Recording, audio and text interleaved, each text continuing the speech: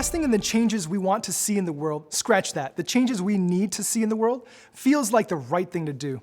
But how does that align with our financial goals? We're here to talk about sustainable investing, what it is, and how we can use it to build a better future for everyone, without sacrificing our personal financial security. Now, before we get going, I'm not a tax professional, and advice for your unique financial situation should be reviewed by an advisor for your personal circumstances. I just want you to be aware of the key considerations to think about while exploring this topic and the help that's out there as you start your own research, because your real-life questions need real answers. First, we'll go through an overview of terms associated with sustainable investing. Then, we'll be exploring the benefits and challenges, as well as understanding the market trends. And finally, we'll get into some first-step investment strategies. Lesson 1, an overview of terms. Sustainable investing is also referred to as responsible investing or ethical investing.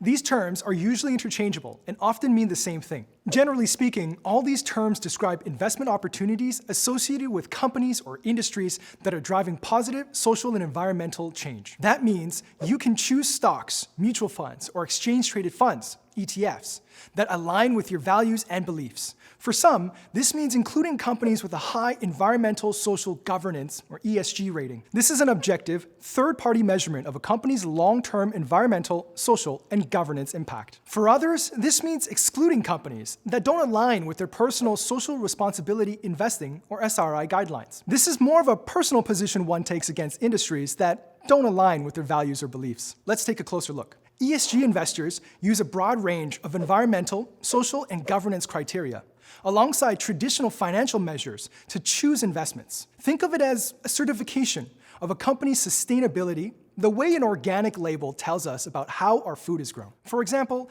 environmental criteria can assess a company's carbon footprint and energy use, while social criteria evaluates a company's relationship with staff, suppliers, and surrounding communities.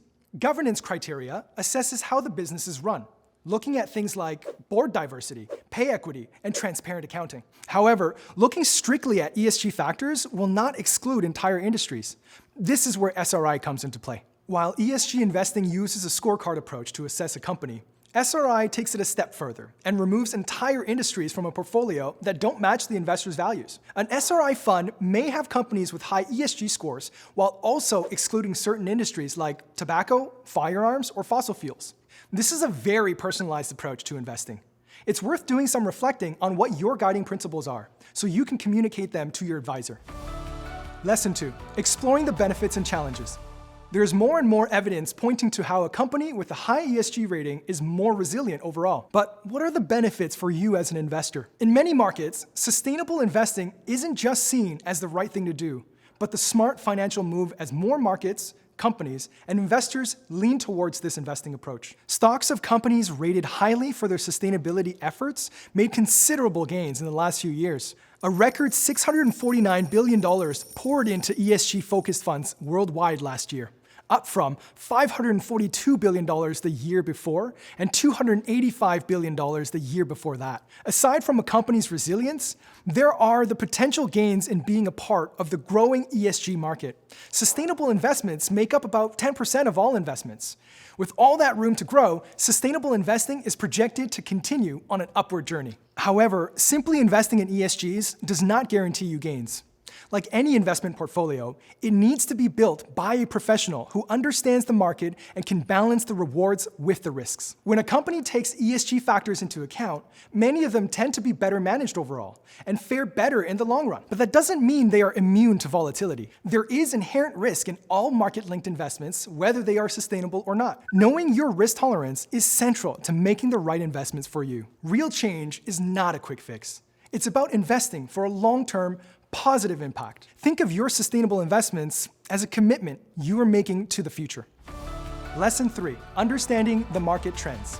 Sustainable investing has been growing in Canada and around the world. The Responsible Investment Association, or RIA, has been tracking the trend and tells us that today, Canadians have about $2 trillion in assets that are invested sustainably. That's a 40% increase over the last 2 years and more than a 90% increase over the 2 years prior to that. But those are just numbers. Let's take a look at how a Canadian company is managing their sustainable investment capital. Brookfield Renewable Partners LP is one of many high-ranking ESG companies available to sustainable investment fund managers.